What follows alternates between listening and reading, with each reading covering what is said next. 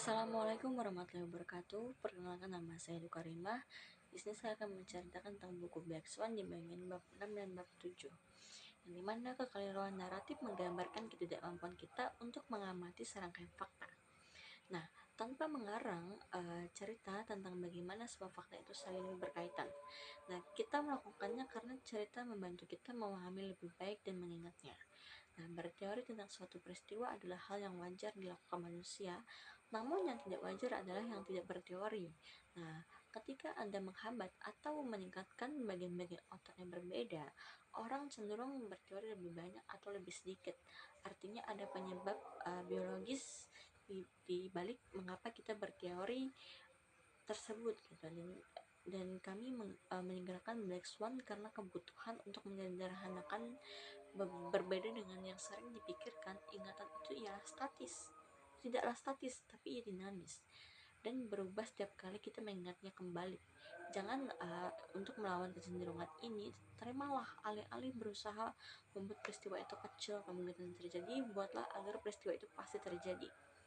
Nah, kesalahan naratif inilah yang terjadi dalam jurnalisme, yang dimana jurnalis menghubungkan berbagai cerita dan peristiwa yang tidak ada hubungannya satu sama lain hanya untuk membuatnya lebih mudah dicerna.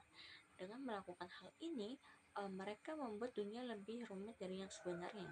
Cerita narasi ini diutarakan mempengaruhi cara kita memperkirakan peluang, yaitu secara umum kita melebih-lebihkan kemungkinannya terjadi beberapa black swan, sementara kita meremehkan untuk yang lainnya.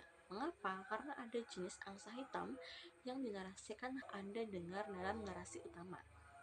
Nah, kita akan selalu lebih tertarik pada cerita daripada statistik, yang dimana Daniel dan Amos menemukan bahwa sistem kognitif yang bekerja dengan dua sistem, yaitu sistem pertama membantu kita untuk membuat keputusan lebih cepat menggunakan jalan pintas mental dan bias yang disebut heuristik gitu.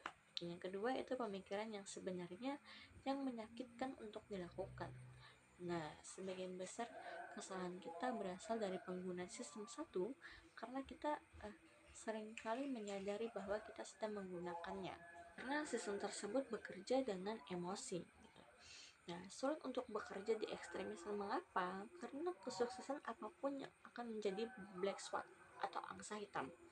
Nah, sulit karena otak terpaku dalam hasil yang konsisten dan khawatir jika tidak ada. Inilah yang sebab mengapa para peneliti, penulis, dan seniman menjalani kehidupan yang menyakitkan dibanding dengan dokter gigi dan terapis pijat, yang dimana relevan adalah yang sensasional. Nah, dalam lingkungan primitif, relevansinya adalah sensasional, yang mendapatkan makanan, membangun rumah, dan sebagainya.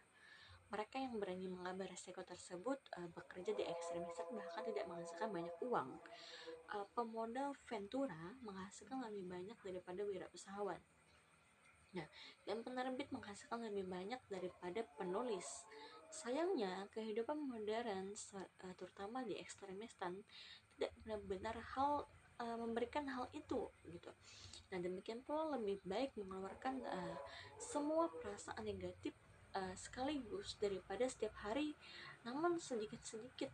Nah, di angsa hitam ini disajikan sebagai suatu utama yang tidak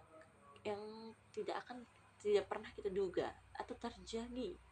Namun bagi mereka yang bekerja di ekstremistan, itu bisa jadi merupakan peristiwa yang mereka nantikan, tetapi tidak terjadi. Intinya orang bertaruh bahwa angsa hitam tidak akan terjadi atau tidak akan pernah terjadi.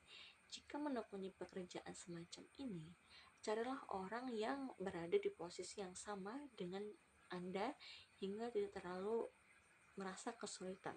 Begitu. Nah, itu saja yang dapat saya sampaikan. Saya Hindu Karima, pamit undur diri. Assalamualaikum warahmatullahi wabarakatuh.